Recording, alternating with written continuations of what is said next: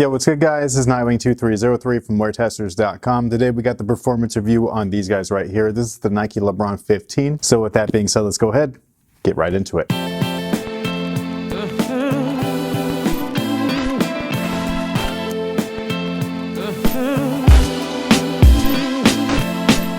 So the traction is an interesting one. We have a lot of triangles spread out throughout the entire outsole. It's extremely aggressive, which is awesome because that allows the traction to actually bite the floor. However, that does not mean that the traction was perfect. Linearly, it almost was. Like if you're going in a front to back motion and that's how you are starting and stopping, the grip that the outsole actually provides is really, really nice. My problem with it was laterally. This triangle pattern is just in one motion. I think that if they would have spread some of these out into areas that actually were in a more multi-directional form or pattern, it would have actually worked out a lot better. Like if they were to take this section and just kind of flip it, that way you're getting some lateral coverage on that end, linear coverage on this end. I think that that would have been perfect. So while the traction worked really well front to back, side to side, it wasn't as nice. It wasn't horrible by any means, so don't take any of this the wrong way. It was just noticeable that the front to back coverage was a lot nicer than the side to side coverage. I would not use these outdoors though. The rubber is real soft. The cushion is an exposed air unit, so once you do burn through that rubber, you're going to pop that bag pretty quickly. This is not an ideal setup in my opinion for a long-term outdoor shoe. Now the cushion on these guys is articulated Max Zoom Air, and basically the back section is Air Max along with a Zoom unit, and then this middle pod and the forefoot pod is all Zoom everything. And let me just tell you right now, the cushion is beastly. If you are a player that is looking for cushion and nothing else in a basketball shoe matters, just cushion, this guy right here was made specifically for you. We haven't had cushion coverage like this in a LeBron shoe since the LeBron 10. The difference between the two of these guys is that this one is fully articulated, so while the LeBron 10s were very stiff and hard to move around in, these guys are the exact opposite. Now something that was a drawback is that you are definitely riding a little bit higher than something like a guard shoe like the Curry or the Dame. I get a lot of comments and questions asking me to compare the two. They're totally different shoes for totally different types of players. So again, if you're looking for cushion and nothing else, this is the shoe that's made just for that. Mobility is great linearly. So much like the traction, everything that moves in a forward motion is really, really nice. However, lateral coverage is just lacking completely. While they did cover up this area right here so the bag doesn't compress too much, which is awesome, you still feel like you're a little bit tippy on the shoe, which is not awesome. Especially if you're coming from something that was a much lower profile sneaker, you're not going to feel as stable or secure in these guys right here just because of the overabundance of cushion. On a personal note, this is not the setup that I would prefer. I do really like it. I just think that it's not the best for me in terms of overall mobility. I want to be able to plant my feet and resituate them so I could get a shot off or pass or move, whatever it might be, as quickly as possible. And in these, I just feel a few steps slower. I feel like I gotta like reestablish myself after I move laterally, and that's just something that I'm not into. So while the cushion may not be perfect for me personally, if you're a linear player and you want full length coverage like this, I think that you're really gonna like these. The materials are what they're calling battle knit. It's fly knit. There's no other way to describe it. It's just really thick in certain areas. I think it's awesome. I love the material setup here. I think that it's way better than what they use on the KD10. KD10 left a lot of volume around your foot where these guys do not. And so far it's been very durable. So I don't know if battle knit's the appropriate name or durable knit might be better, but whatever it is, I think that it worked out really well in this particular situation. Now, as far as their fit, I personally went down half a size. Normally a material setup like this will stretch over time, and I do not want that to affect everything with support once things are broken in. So that's what I do. I went down half a size, going in store, trying them on just to make sure. That's always the best option. But for me personally, going down half a size usually is the way to go for a setup like this. The overall lockdown was surprisingly nice.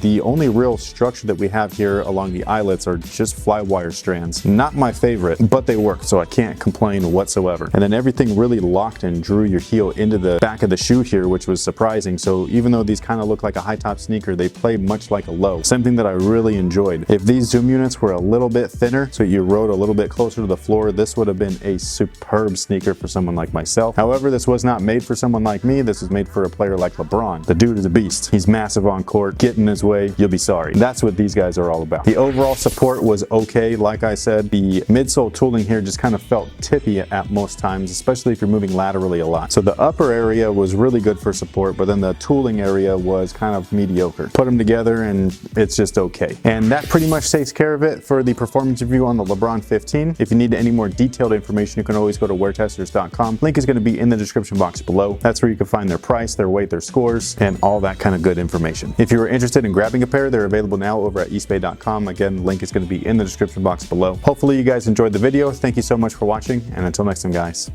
have a good one.